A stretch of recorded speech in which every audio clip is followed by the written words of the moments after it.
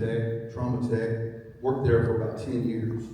And it really, being here in Central Kentucky, it just absolutely illuminated my mind, my heart, working in the hospital environment. And while I was here, working at UK Hospital, for some of you that may not know, I am a pastor. The Lord began dealing with me back then as a young man, probably in the early 20s, 21, 22, about starting the church. We started a little storefront building with 12 people, and we grew expeditiously. Over the next year, we grew to 120. The following year, over 300. The year after, we were up around 400 some people. And currently, I pastor about 260, 270 people. But during that time of pastoring, you see an underbelly of society in ministry that you don't see, or the common people don't really see. You deal with a lot of brokenness, a lot of hurt, a lot of pain, a lot of drug addiction, a lot of death. And so the Lord had begun to deal with me about taking a step further, because the church is a place of healing, restoration, a place of growing people's faith. But the real battle was out here in the world, politically. We see a culture war that's taking place today. We see a war that's not as it was 20 years ago, because the lines were kind of blurred 20 years ago, even as much as 10 years ago. But the lines are blurred no more. Political, spiritual atmosphere has shifted and changed.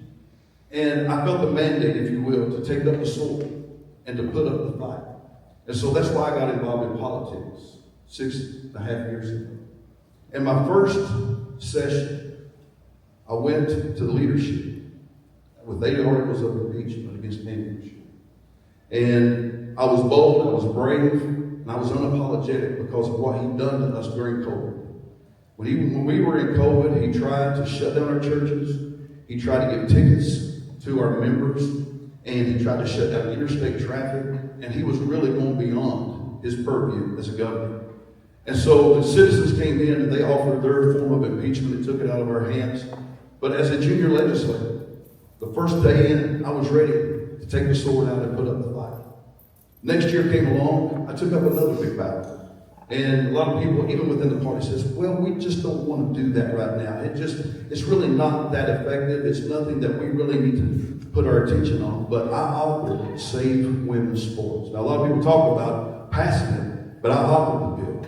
And I championed that bill. I fought for that bill. I took the heat from the LGBT community over that bill.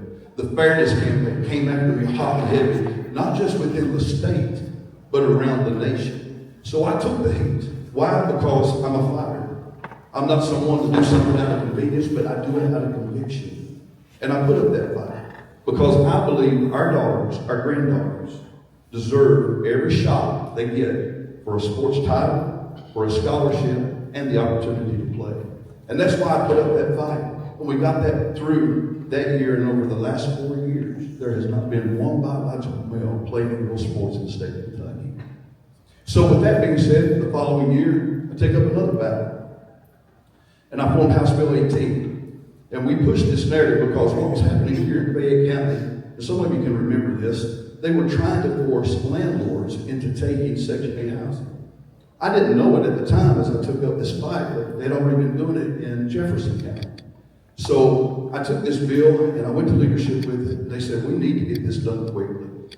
And I took up the fight, and again, the Kentucky Democrats came after me hard, tried to demonize me, tried to push me back in the corner. But you know what? I stood tall and I put up the fight. And we got that bill passed that shut down Jefferson County and Fayette County from imposing government overreach on our landlords. That's the type of fighting I do. I'm very conservative. You can look at my record, it speaks for itself. And I believe every man's record speaks for itself. I've been a champion for the Kentucky Family Foundation for the last 5 years. I was in D.C. back in June, where I was awarded from the Legislative Analysis Institute the opportunity. They go back 4 years of your voting record.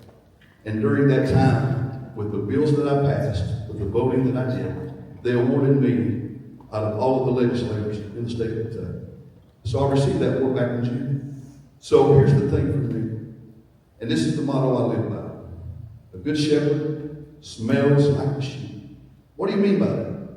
Well, simply said, when you live among the people, dwell among the people, you eat with the people, you run with the people, people know who you are. They trust you. You can lead from that position. of trust and honor.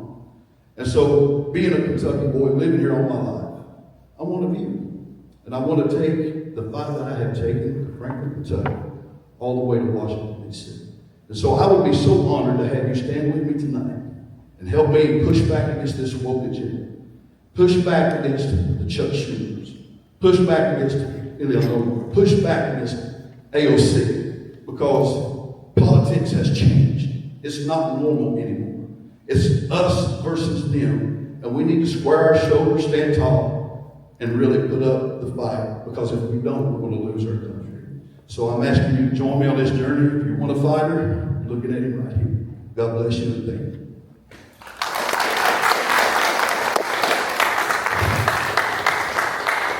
Okay, I was a little vague on the rules of engagement for the introduction, but I'm a lot clearer on the rules of engagement for what comes next.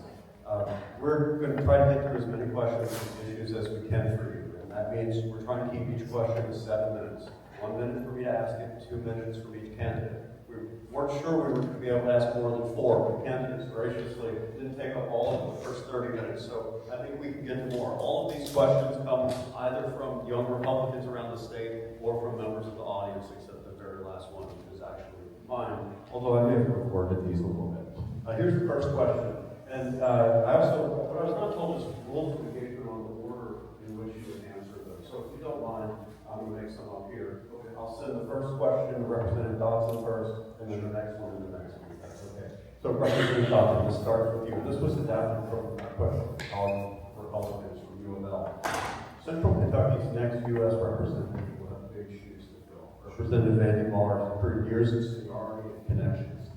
How do you see your congressional career playing out if the 6th District sends you to Washington? What would be your ideal or preferred congressional committee assignment to be? And how would you use your position to showcase and promote 6th District interests? You are correct. These are big shoes to fill. Some of the couple of things I'd like to mention about what Andy Barr has been able to be very successful with is the fact that he has very strong constituent services, and he gets back to people. He's able to help people, and even in our community, I've had so many people say, Andy Barr's office really helped. So his services there among his constituents is above and beyond many. And not only that, but he shows up. He comes to the functions, and so those are some big shoes to fill. And so going forward, getting to Washington D.C., I'd love to be on the Appropriations Committee. It's so worked out that way. And you don't get to pick and choose that. Leadership does that. But I'd love to be able to be like a Hal Rogers for what he's done in Southern Kentucky. He's transformed. He's able to secure, he's the Dean of the House, he's able to secure funding, and he's transformed the Somerset in Eastern Kentucky. I want to be able to do that here in Central Kentucky.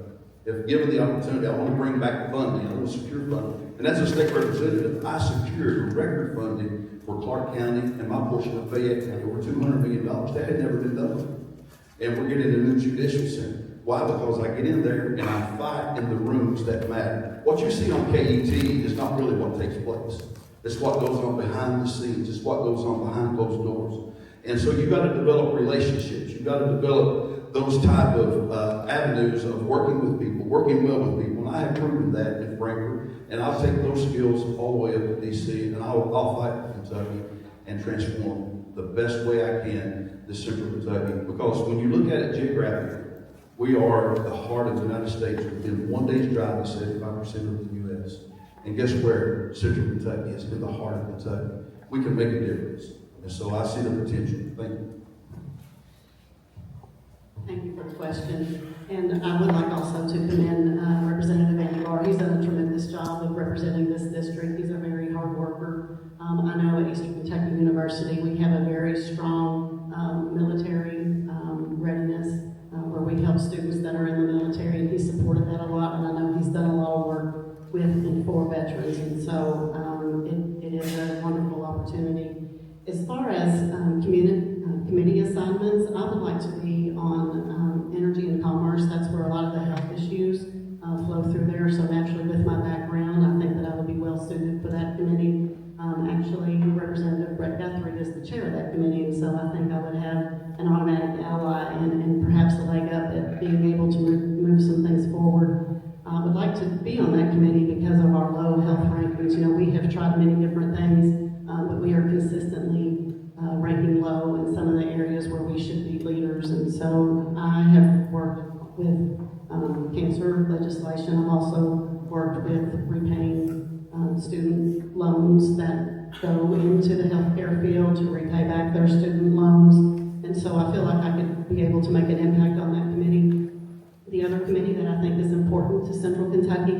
agricultural committee. We have a significant agricultural base.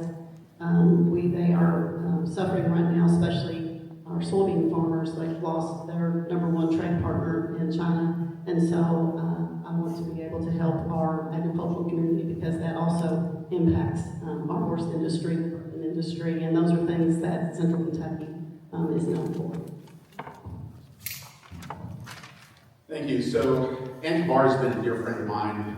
We ran together. When I first ran, a lot of people don't know, ran back in 04 and 06 for State House, and I ran for State Senate the first time in 2010. Andy Barr was on the ballot with me at that time, and we got to go along with other friends like Steve West, who was up in Bourbon County running for state rep. Many of us ran on the Republican side of the ticket at that time, and we all were traveling all over the district together and had a chance to get to know him really well. I've known him ever since, been a dear friend. He's done a tremendous job. As you've already heard, constituent services, veteran services, tremendous work on that. It's a matter of continuing that. Again, as a doc and as a physician, that's kind of commonplace when you take care of patients. You have to be able to handle their needs and, again, traverse a very complicated system and have people be able to respond to that. I did the same thing in the state senate and had a chance to interact with a lot of people, and also in the district in 16 counties. I've either run in or served 7 of those 16 counties in my legislative past as well. As far as committees, I've had a chance to meet with a lot of our physicians who are in Congress. There are only 17 doctors total in Congress. There's over 200 attorneys, I think. And so we know that healthcare is a big topic that's coming up. It's going to require people with ideas and concepts. I've had a chance to meet with most of the physicians who are currently serving in Congress, talk about ideas and concepts.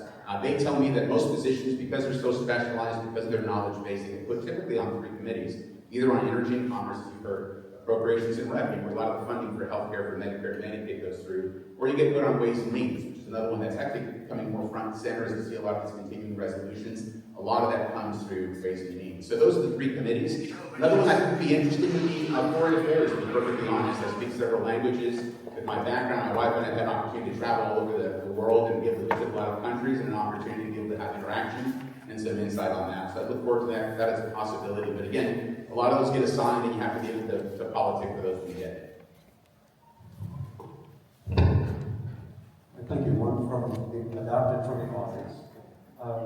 Donald Trump has altered the Republican Party in many ways, and some would say invigorated it, but it has come at a cost, which is that it's run off some of the more moderate Reagan-era suburban conservative Republicans, many communities in this district. What would you do to appeal to the more moderate Reagan-era Republicans? So I have heard this question before, and I would definitely be able to approach things with a different tone and a different tenor, especially as being a woman. But I stand with President Trump, and what he's doing, like I said, to turn this country around is the right thing to do. And so sometimes people are uncomfortable with hearing it bluntly. But some of these things, there's no sugarcoating it, and it just needs to be said. But there are things that we can look for. You know, there's a wide range of topics around of issues, and so I think in general there's ways that we can look for similarities instead of focusing on the difference and learn to work together in those areas. But I think we, as a Republican Party, we are all conservative. We are Christian-based, and I think that those are things that we can unite around and work together on some of those other issues where the messaging might be a little put offish for some folks. Thank you. It's a great question. I'm unapologetic when it comes to the fact that I am a conservative. But I will reach across the aisle and work as I have in Frankfurt and try to do what's best for our communities. But I'll never waver. Many times when you see many commercials and everybody wants to be the biggest MAGA person there is. And the thing is, for me, that's all fine and dandy when you have someone like Donald Trump who is the leader of the free world. But what if you don't? What if you've got a Democrat for president? Can you be a true conservative when you have a Democrat? Can you be a true conservative when the House, you're in the minority instead of the majority? Can you put up the fight then? So the thing is, for me, is that it's imperative that we send somebody who's going to represent our values. And I believe in this day and time that people are looking for someone, especially with the political climate being what it is, and we're seeing over the last 3 or 4 weeks what's taking place. People are looking to find somebody who will represent their values and not just stay in the shadow, but get to be vocal about what it takes to really change and transform the landscape in America.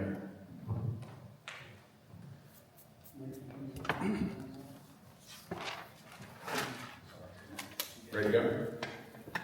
Well, if you don't mind, applause. Sure. It doesn't bother me. It doesn't bother anybody in the crowd. So typically, I tell a lot of folks I've got a lot of proven results in what I've done before. I've served in a chamber when the House was controlled by Democrats and the Republicans controlled the Senate. And I've served in when it's been unified together with Republicans in both chambers. You know that DC is a little bit different than it's going to be in Kentucky because the chances of flipping one way or the other are going to be higher. But I've had proven results in getting things accomplished when they were controlled by Democrats or by Republicans. If you want to talk about the people who are most conservative, I would encourage all of you to go on CPAC's website, put all of our names in, and see who has the most conservative score, the highest CPAC score. That's going to be me. And you're going to find that you can look at my track record as far as being someone who's been a conservative voice on things. I've had a chance to represent half of this county, of Fayette County. Represented areas from Masterton Station, Bryan Station, Childsburg area, all the horse farms. Been able to knock on a lot of doors when I ran for office and talk to a lot of voters and people who may have had concerns about President Trump. And I would speak to them plainly about things I believed in. Sometimes they'd throw a door in my face. Sometimes they would want to listen and discuss things. But always be willing to listen and defend what you believe in is very important. And I think we've seen, again, that element that's becoming more popular, to have an engagement with those who may not agree with us, be able to have those discussions. But ultimately, we have a platform as Republicans that things that we stand for. As long as you're true to that, the amendment-free conventions, and being part of the group that gets to vote on that platform every year, the things that we believe in as Republicans, it's a matter of having the commonality with others, that they say they're Republican, they sign that card, that you defend those values and the same things that you believe in. And so I think a lot of it's the importance of discussion. I think a lot of it's the importance of being true to yourself. People want to see people who are genuine and sincere in discussing things. And I think, as we mentioned earlier, Andy Barr has laid down a really good blueprint of how to represent this district and a lot of that. I think he's been very articulate and somebody who's educated. We have an educated workforce here in our district. Many of you will be out in that workforce as well, and it's important for us to adhere to somebody who's going to have that same vision and to think the same way as people do here. So we went in a different order that time, so I need to ask you the next question. Maybe from now on, let's keep passing my phone to the right and keep the circulation going. This is heavily adopted from a question that Turning Point in the UK submitted. Higher education finds itself in a precarious position. Institutions try to balance the need to engage young conservatives with the need to protect free speech and academic freedom on campus. How do we move forward in higher education in a way that diversifies political debate instead of silencing it? That's a great question. I mean, I've had a chance. This mic's on. No, it's not on. The microphone's on. Can you guys hear me okay? Ultimately, I think I've had an opportunity to get legislation filed. I know Mike Frazier's in here somewhere. I saw him earlier, but we've been able to pass legislation that's going to be able to defend free speech on university campuses, no matter whether it's on the right or on the left.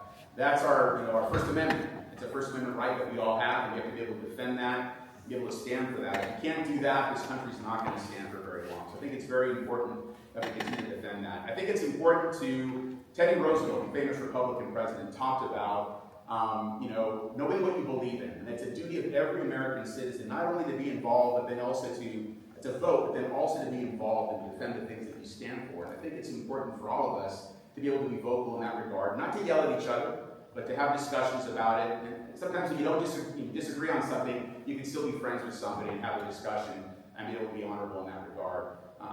We've seen from Turning Point, Charlie Kirk was an individual. I had a chance to meet him when I spoke at the 2016 convention. He spoke there too. Invited me to come and speak to young conservative Latinos in Nevada and California to talk about those same things. I had a chance to hang out with him that day. Later, I had a chance to meet with him when he came to UK and had a discussion there. We're all devastated by his loss. But he laid down something to know what you believe in and know why, be able to defend it. To talk with others in truth and in love, and have love for those who don't agree with you. To trust God for men, to be somebody who trusts God, who's going to be loyal and good to his wife, to raise his children, be present, and to be vocal about the things that you stand for, but not to demonize people on the other side.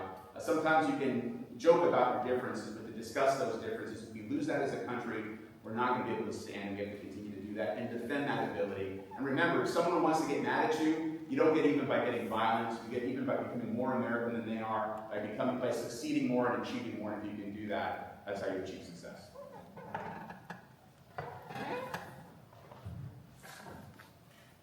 So, yes,